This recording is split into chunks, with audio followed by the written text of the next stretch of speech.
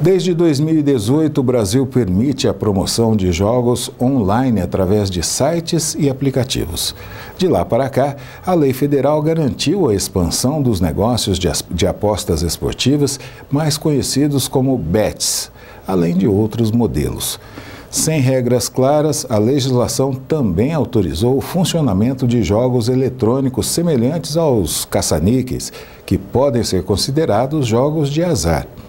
Para saber como esse mercado afeta os usuários, o repórter Euclides Oliva conversou com um especialista no assunto.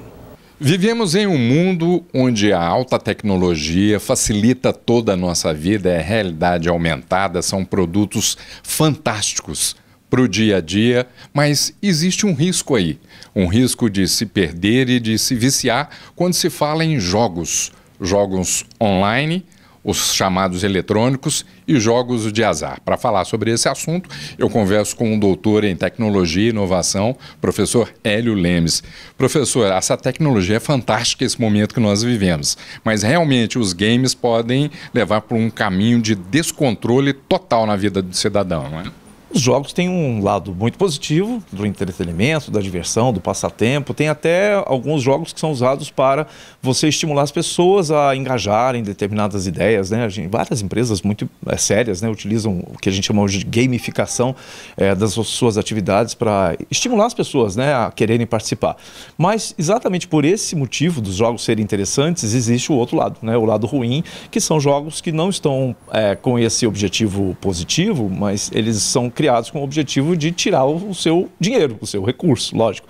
Então tem um lado, esse lado negativo tem cada dia ficando mais aflorado, principalmente porque a gente está acompanhando pessoas próximas que estão sofrendo porque viciam em algum tipo de jogo e aí começam a perder o controle porque o estímulo é grande demais e o retorno financeiro, que muitas vezes ele acontece uma ou pouquíssimas vezes, ele te estimula a continuar participando, continuar investindo e logicamente, no final das contas, a chance da pessoa continuar ganhando é mínima, porque os jogos não são feitos para você ganhar. Lógico, a empresa que cria o jogo, ela tem o interesse de ganhar ela e não você. E aí é que cria-se o problema do lado negativo da exploração dos jogos. E se a gente der um exemplo, o tigrinho ele pode ir por esse caminho de que realmente a pessoa não consegue vencer a máquina, ela é programada para que ele perca? O jogo de azar ele tem essa característica, ele não depende de uma habilidade que você tenha, ele não depende de você saber ou controlar, você não tem nenhum controle sobre o jogo. Quem controla é quem banca o jogo, né? O nome é a banca, é quem cria e quem patrocina o jogo, é quem cria o software, né? Os programas que vão fazer com que aquele jogo funcione. E essa pessoa, a empresa que cria isso, logicamente que ela vai criar um jogo para que ela tenha lucro e não você tenha lucro. Porque se você tiver lucro e a empresa tiver prejuízo, a empresa não continua. Qual o interesse que ela teria, né? O interesse dela é só o lucro.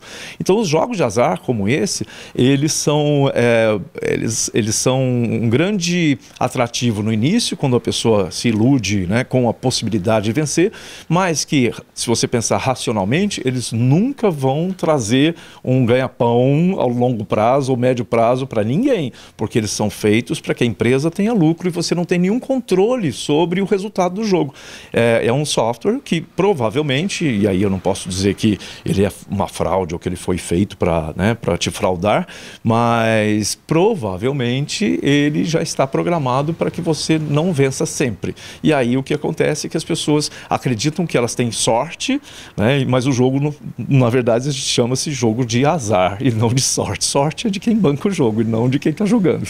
Agora, um ponto que o senhor abordou aí nessa questão do treinamento, né, seja para treinamentos de empresa ou mesmo para a educação, o que a tecnologia nos coloca à disposição hoje é fantástico, né? Sim, tem um monte de possibilidades, inclusive para estimular crianças a participarem de projetos. Existem alguns desafios que são em forma de jogos, que dão pontuação, que dão prêmios, dão alguns badges, né? Alguns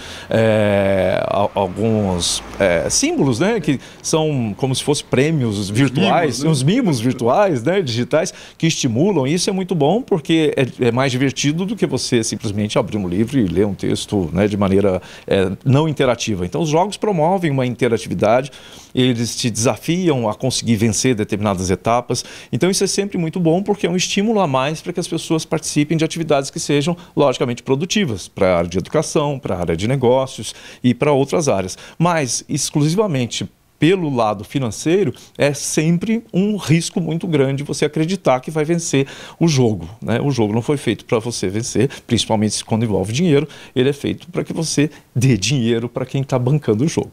Bom, além dessa questão do treinamento mental, a gente sabe que o hormônio, a dopamina aí, essa substância, ela nos deixa tranquilos, felizes, e aí que mora o perigo. Como se proteger? Os dispositivos, né, os jogos, tem alguma maneira de se proteger tecnologicamente, falando para o público infantil e também para o adulto, professor? O infantil, existem ferramentas hoje, você pode procurar de supervisão parental, normalmente esse nome que se utiliza. Tem aplicativos que você pode colocar, por exemplo, no celular, mas também existe para tablet, para notebook, em que você consegue controlar a quantidade de horas que, por exemplo, uma criança utiliza um dispositivo, quais aplicativos que ela pode utilizar, quais que ela não pode utilizar, o que ela pode instalar, não pode instalar.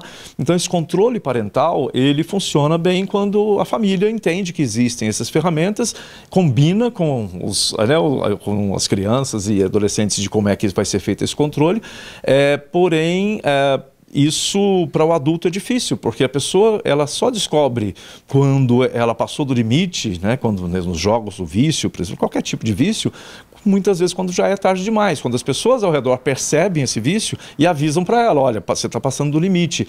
E aí a pessoa, ela mesma, dificilmente ela vai conseguir colocar algum tipo de controle, de limite no próprio vício. Ela vai precisar de gente que ajude, tanto gente próxima, amigos, família, como profissionais. Procurar um profissional quando você percebe que você, né, e normalmente alguém te avisa, né, olha, você está passando do limite, você precisa de ajuda para poder se controlar. E aí ela pode, logicamente, colocar algum tipo de aplicativo ou ferramenta, o próprio Android tem isso, o iPhone tem isso, que são tipos de controles que você limita o que e quanto você pode fazer de determinadas atividades, para qualquer tipo de vício. É possível fazer isso, mas é mais fácil quando a família faz esse controle junto com as crianças do que um adulto ele mesmo se controlar.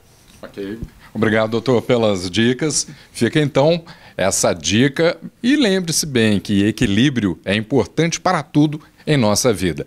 Euclides Oliva para o Jornal Cidade. Muito obrigado, Euclides. Apesar das promessas de altas premiações que esses sites, aplicativos e jogos oferecem, o usuário precisa se conscientizar que as empresas responsáveis por esses negócios visam lucro. E por isso, tudo é programado para obter uma receita maior que a despesa. Para que um apostador seja premiado, muitos outros precisam perder. Por isso, praticamente todos são considerados jogos de azar. Vamos